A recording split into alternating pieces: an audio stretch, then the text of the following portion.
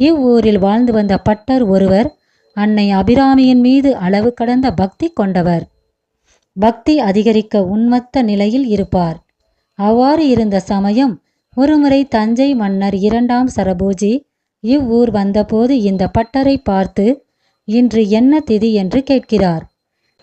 அன்னை நினைவிலிருந்த பட்டர் அமாவாசையை பௌர்ணமி திதி என்று தவறாக கூறிவிடுகிறார்.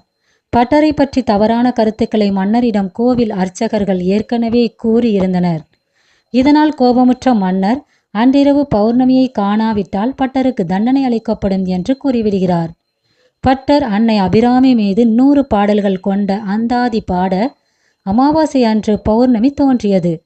79வது பாடலின் போது அன்னை அபிராமி தனது காதில் இருந்த தோடு ஒன்றை கலற்றி ஆகாயத்தில் வீச அது பௌர்ணமி இரவு பூர்ண சந்திரனாக காட்சியளித்தது. இவ்வாறு